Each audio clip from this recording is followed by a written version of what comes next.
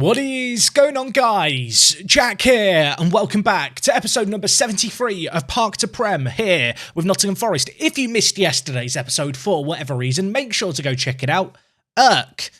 Broke his leg.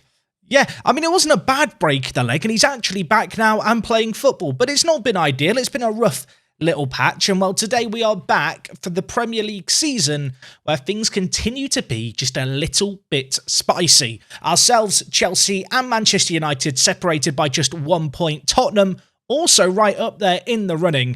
This looks like it could well be a very dramatic season, and well, today we are taking on Manchester United at home. Of course, we did take them on in the very first game of the league season. That time it finished 2-2. We will be hoping for a slightly better result at the City ground. And well, since we're last here, we've played about a month of football. The transfer window has swung open, and we're actually doing a little bit of business. So, you know what? We'll breeze through these games and talk about the squad, because we're evaluating things. We're changing some stuff up. I'm hoping it's going to benefit us. Of course, last episode we took on Chelsea, and the very next game we had was against Borussia Dortmund. Just last episode, I was talking about how disappointed I was by this Dortmund team. I really thought they were going to be a competitor in the Champions League group stage. As you can tell by the scoreline, they weren't really a competitor.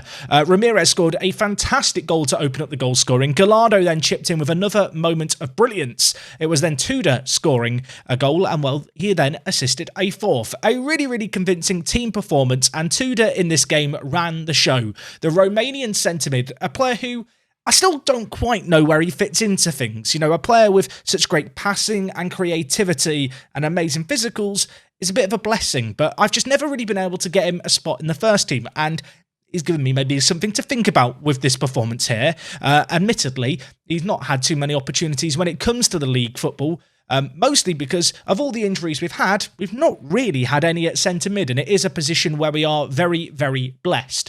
But yeah, if you've got any ideas for what to do with Tudor, let me know. You can see here, deep line playmaker. Whilst he can partially play this role, it really feels like it doesn't make the most of his physicals.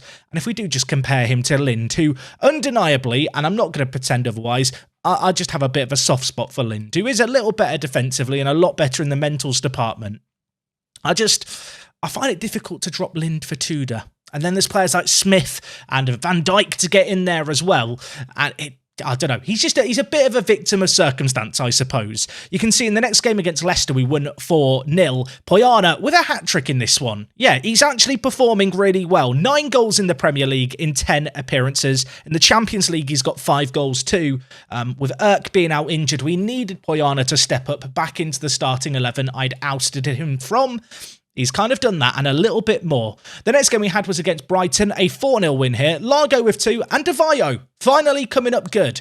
I saw someone last episode comparing him to Hazard at Real Madrid, a player who just constantly seems to be injured and hasn't really performed yet. You know what? A couple of goals here, 5 in the Premier League. Whilst his average rating leaves a little to be desired, slowly but surely, he's given me a little reason for optimism, which is very, very nice. One thing that's not a reason for optimism: our penalties. We've been knocked out in the Carabao Cup, which on the one hand, it gives me a little less of a headache when it comes to what matches to cover in episodes, but we did miss 4 out of 5 penalties in the shootout. I don't know what to... Let's move. I'm not going to... I even set team training on penalties, and it hasn't made a difference. I just hate penalties. Let's move on to the league games. We took on Burnley and Everton. Bit of a mixed bag here. 4-1 win against Burnley was superb. Adebayo with a hat-trick. How have I rewarded him? With a loan spell to Italy. Yeah, I was having a few issues fitting everyone in up top. I've seen Ballo have a fantastic first half of the year out on loan, of course, playing for Atleti. He's been top drawer. He's been playing regular first-team football, getting really good performances. I'm hoping that for Adebayo, it's going to be a very, very similar kind of situation. We have this abundance of attackers, not just those two either. We've got players like Max Diamond on loan in Scotland, playing for Hibs, getting goals on the regular in the Champions League, as well as being called up to the Scottish national team at the age of only 19. And also Bill Summers. Yeah, remember Bill? Signed from Manchester United. Well, we loaned him to Rangers for the second half of last year, and he did well. We've loaned him to Rangers for the first half this year, and until the end of the season. He's continuing to look absolutely blooming amazing, and his development's been really, really encouraging too. And you know what, speaking of which, let's give him a little bit of praise. You're playing very well, Bill. Keep it up. Maybe there'll be a slot for you in the first team, although that might be a bit of a lie. We have too many attackers, I feel like. Adebayo, though, got a hat-trick there. That was great to see. against Everton, inevitably 0-0. You know, all these goals have been coming in, some good performances defensively. It had to stall eventually. It did here. Tunde Friday sent off in this game as well. Of course, the player who came through the academy, bit of a surprise package, a player who I just noticed chilling in the reserves. I saw the potential in him as a player who could be our coverage left back and right back option. He's played 3 games for us in the league and not really shone thus far. A couple of games in the Champions League, he's done okay though. We're not going to write him off just yet, but questions to be answered, I feel like. Anyway, against Arsenal, Erk scored. Back from injury, back from a broken leg, only a couple of months out of it. Great to see him get a goal. And while most recently we took on Swindon in the FA Cup, it finished 4-0. Predictable, good performance, and all in all, just a good run of results again. Good to see us better defensively. You'll notice here I have elected to go back to the 4-3-3, but it's not the 4-3-3 we were playing last season. It's actually the original 4-3-3 with the ball-winning midfielder. And one of the reasons we moved away from this back in the day was that playing De Volder as a ball-winning midfielder kind of felt like a little bit of a waste of such a talented player. But actually, what I've noticed with him is, because he has stuff like plays 1-2s, he has stuff like tries long-range passes, despite playing a role which ordinarily might be seen as quite a limited role for a player. You know, a ball-winning midfielder on defend. He's just going to win the ball and boot it forward. What I've actually seen him do is kind of use his own footballing intelligence to do more than what you might expect from the role. And as you can see from the 7.1 rating in the last 5 games, he's doing pretty well at it, and we're playing extremely well as a result. So anyway, I talked about the likes of Adebayo going out on loan. There's a couple of other players who I'm looking to move on at the moment. The first is Fabio Torres. You may remember we signed him from Swansea 4 years ago. He's developed reasonably well, but he's now at that critical point in his development where he needs regular first-team football. Lots of teams pretty interested in him. Lots of teams making bids as well. Keen to see where he ends up going, maybe as a squad player to Manchester United or PSG. To be honest, looking at those options, whilst, I don't know, United and PSG seem tempting, I'm now questioning how much football he's going to get at those teams, and he might get a bit annoyed here. You're not going to those teams. Dortmund, I've seen Dortmund play. They need a new centre-back, so maybe he's the man for them. You'll also notice there is another bit of transfer business going on, and that is Okan, who I'm looking to sign from Galatasaray. Galatasaray? Where's that? It sounds very Norfolk all of a sudden, doesn't it? No, I think it's Galatasaray a place it's a club in Turkey. I feel like Galatasaray is based in Istanbul. Am I wrong? I'm just assuming here. Does it tell me somewhere? I feel like it does. Yeah, it is in Look, there may be like a district in Istanbul called Galatasaray. Either way, we're getting way off the point here. Okan, their key player, friend of Erk, as I like to build up the image in my head, looking to sign him as a backup right-back option. And that is off the back that, if we look at the team squad depth this year, at right back, obviously, we have Sampaio start here on the regular. He's been great, no qualms there. But behind him, Navio, of course, plays left back. Then we've got Twardzik, Correa and Friday. Now, Twardzik, I'm going to be frank, he's a really good centre-back option, a really good prospect who we've been giving minutes to and I want to continue to give minutes to. And it's not a dissimilar story at all when we talk about Correa, who, of course, we signed this year from, I think it was Benfica. Yeah, it was, 55 million. You can see here, he's played 7 games. I've given him lots of first-team opportunities. But for both of these players, they've ended up having to play games at right-back. And that's because we have one too many centre-backs. So in a desperate attempt to solve that problem, I've sold a centre-back. And that centre-back, if we just look at things here, is Fanadu. We signed him last year. He did pretty well last year, but we sold him on for a little bit of profit. He was transfer listed at Barcelona. We've sold him on to Atleti. And with doing that, I kind of free up the squad a little bit. It means that for the likes of, Ramirez potentially, but namely Twardzik and also Correa, they can slot in at centre-backs in the rotated 11 rather than having to play at right-back. And then obviously we have the new chap come in, that being Okan, to play right-back, and there's a bit more balance there. Does that make sense? Essentially, Correa, Twardzik, centre-backs, not right-backs. I don't want to have to play them there, so I sold one of our extra centre-backs to get in a proper right-back. I'm hoping it's going to work out for the better. I think ultimately it just frees up opportunities for young players to get regular minutes, which is something I want to continue to work towards. You'll notice here, Mbappe, he's retiring at the end of the year. I'm a little bit concerned about that because he's the only real player really left in this team, and he's the real source of clickbait thumbnails with the series. There's a small part of me that just wants to put Mbappe in every single thumbnail for the rest of the year, just to milk it as an ongoing joke, but I don't know. Would that be funny? I feel like my sense of humour is very unique and perhaps divisive.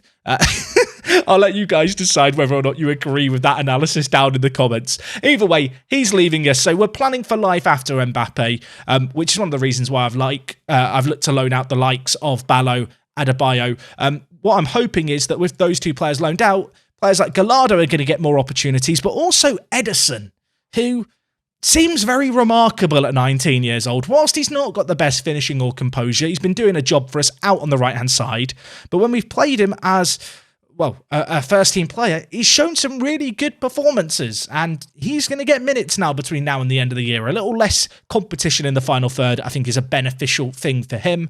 There may be one or two other players who I do look to loan out before the season wraps up. Anyway, the good news for us really is that injuries have finally started to ease up. It's been a very rough year for injuries. You can see we had 7 in the month of December. Players like Gallardo out for a couple of days. Navio missed 3 weeks. Twardzik missed 4 weeks. Poyana missed 3 weeks. Ionu has missed a month and a half. It's been lots of little injuries, just one after another, constantly leaving the team a little bit unsettled. The good news is going into this game in mid-January, we've got through perhaps the most action-packed part of the season. And, well, at least with the exception of Navio, everyone is fit and raring to go. And that, leaves us in a really good position. So anyway, we are going to be going back to the old 4-3-3. I feel like it served the team a little better. Defensively, we've looked a little bit more sound. And I do feel like for the likes of Lind and Largo, it gives them the permission, I suppose, to bomb forward, to get forward and be more attacking without worrying about the space they're vacating in behind with the ball-winning midfielder there. Anyway, today we are taking on Manchester United. They currently sit in third. Of course, Jean is their key player, a very outstanding talent. And actually, before we get into the game, I do want to talk about the top goal scorer in the Premier League, because I saw there was a really thumbs-up comment about this man. His name is Aldo. I'll show you him here. He is West Ham's star striker. He's a good player, but he's injury prone. He's not very brave. And whilst, you know what, I'm going to be honest, I don't think we need another striker right now. I just feel like, for me personally, Gonzalez is more my kind of striker, a bit more of an out-and-out man, better solo player. That said, Aldo has been one of the few shining lights in this West Ham team who's consistently seen them show up. But anyway, I wanted to cover that. I completely kind of forgot about it, but I did see the thumbed up comments. Of course, if there is little things that you spot in the save game, I like to acknowledge them and show you bits that you might have missed. But yeah, this United team, it's good, isn't it? It's a good team. I think that's the best analysis I can give. Jean is absolutely top drawer. He's been scary for a number of years. I'm a little bit scared of him now. He got 2 goals last time we met. Of course, they've got the likes of Haaland and Greenwood. They've also got Bruno Alves, he's very good as well. They've got lots of it's Manchester United and Football Manager, everyone. They've also got Guerrero here, who, I don't know, could you say he's the Mike Frost of this save game? Maybe, but he's inconsistent and he can't jump. So I feel like that would be doing Mike Frost a bit of a disservice. He's a good player though. Let's just hope he has a bad day at the office and doesn't really show up. The fact that that's my game plan to deal with him maybe isn't the best game plan when I reflect upon it. Either way though, at home, I feel like this is a game that is there for the taking. A chance for us to get a victory here, pull 4 points clear of United at the top. Of course, when we now inevitably lose this, I'm going to curse this match, and at the end of the year, it may be one of those ones that we look back on and go, that, my friends, is where the title was lost. Anyway, we are going back to our 4-3-3. Piotr wearing the armband, Largo leading the way when it comes to assists. As for them, it's Jean out on the left-hand side. I have nightmares about him. He scares me. And look at that league table. It's so close at the top. Matches like this are just essential. Get results in these big games and you're going to be A-okay at the end of the year. Hopefully, most of our players who like big games are going to be ready and raring to go today. I know that people are going to mention Irk. He hates big games. Maybe he'll show up today and show us that it's a myth, big games. He whips it back post. Gonzalez looks a mile offside, but he's not offside and Irk's got an assist. I mean, if there was a question of, is this a big game in the eyes of Irk, I guess we're now going to say it's not. The throw-in thrown to Irk, I thought Gonzalez was miles offside here, but he's actually timed his run to perfection. And it's a really good header, and it's that physicality to get over the ball, unchallenged, that sees him find the back of the net and puts a goal up. And whilst I'm not going to get too carried away just yet, because they've got a very good team, I like where this is going. Although I don't like this and where this is going. There's a highlight to United and I am scared. They've got Ditto out on the left-hand side. I feel like if he was my own player, I'd be naming him after the Pokemon Ditto. I mean, if he wants to copy Tunde Friday's performances as of late as our kind of fullback option, please do. Don't become an Avio, though, or a Sampaio. Then I have problems because they're quite good defensively. Anyway, United bring the ball forward here. So sublime passing, oh my word. Danny Dyer makes a huge stop for us. I feel like Danny Dyer's never really wowed me. Danny, wow me today. Do a magic trick or something. Make some saves. I mean, he's got one. Write that down. Note that down. Danny Dyer has made a save in a big game. I mean, early days, after the initial goal, it's very much United's match, it feels like at the moment. As they play it inside to Jean, who does score these. Danny Dyer maybe tipped it onto the crossbar. I think he did. I think he did save it onto... Right, give him another mark there. That's 2 marks to Danny Dyer in the saves column. I'm going to demand a bit more from the players here. 10 minutes left. Get your head in the game, lads. The early goal seems to have gone in, and from there we've just kind of relaxed. We've started chillaxing, as Jack of a few days ago would say. And that's not what I want to see here. Ball played to Ditto. I'm calling him Ditto now. You can't stop me. Jean on the near side. Stop that man. It's Ditto. Whips it in. Gorello heads it back to Koroklov. I mean, that's definitely not his name, but I've tried. I don't like this. United playing the ball in the wide areas. Happy to go back. Dominating the ball. Leaving us chasing. While they continue to march down this right-hand side, it's now Enchias with it inside to Bruno Alves, switched across to El Rosa, and now Ditto with all the space to play into, threads it through to Jean, and well, Danny Dyer makes another save. He's got a hat-trick of them. You're forgiven, Danny. You've made your big saves. You're on a 7.0. You've proven your point. Actually, don't tell him that. There's another 45 minutes left of this game. He might be needed again. Either way, though, despite not being the better team in this game, we find ourselves ahead. Going to try and incite an improved performance in the second half. You've not been bad, lads, but I think you can do better. We've got a chance here, although not with throw-ins like that. It's headed away to Lind. Now with Sampaio. Back to Lind. Lind, he pulls passes from here. That's one there. Gonzalez comes out to Vaio. Should he have scored that? On his weaker foot. Goal was maybe a little open. I'll let you guys be the judge. Largo whips in. There's a man on the floor. It's a penalty. There's a reason I'm not celebrating this like you might expect me to celebrate a penalty, and I think we all know the reason. It's because I have absolutely no faith of it going in. It's going to be Gonzalez over it, if I'm not mistaken. It is. Please, don't let me down. He's not let me down. I never doubted him, except in penalty shootouts. Never doubted him, though. We're 2-0 up. Started the second half red hot. Those words that we shouty-shoutied at halftime, reverberating in the eardrums of our players. And, well, Gonzalez, he's shown some composure there. 2 goals for the game. He's on for a hat-trick. Largo now to whip in the corner. Piotr's there. And the Captain Fantastic, as they say, scores. And it's 3-0 all of a sudden. And in a game where for the first 45 minutes, we could perhaps count ourselves lucky to be ahead. In the first 10 minutes of this half, we've come out swinging, had 2 opportunities, taken them both. 2 set pieces, 2 corners. The first led to a penalty. The second has led to that. And while United have responded, they brought Haaland on off the bench. Should I be scared? I'm not sure at this point. Sampaio with the ball. Inside to Lind. Sampaio again. Devaio. Devaio. Hit that, my friend. Oh, my word. It was almost superb. Comes back to Devaio. Goal number 6. It is turning into a rout. And against the old enemy, something's happened at halftime. Now, I don't know if the physios have slipped the players something, or maybe promised them some jelly babies at full time if they put in a better performance. But in the first 20 minutes here, we've been a much, much better team, a much better oiled machine, I suppose you could say. I really want some jelly babies now. We're only 2 minutes later. There's another highlight. The goal scorer, Devaio, he's bringing it forward. Suddenly, he looks like £100 million man. Where's he going, though? All the way forward, it's blocked. Sampaio could go inside, could go alone. Nearly did, until he hit it straight at the keeper. Ditto would never. He's not doing that. Jean heads it out, and the highlight ends abruptly. I feel like I should make some changes. Linda's not put in an emphatic performance. You know what? Let's bring in Adrian Smith.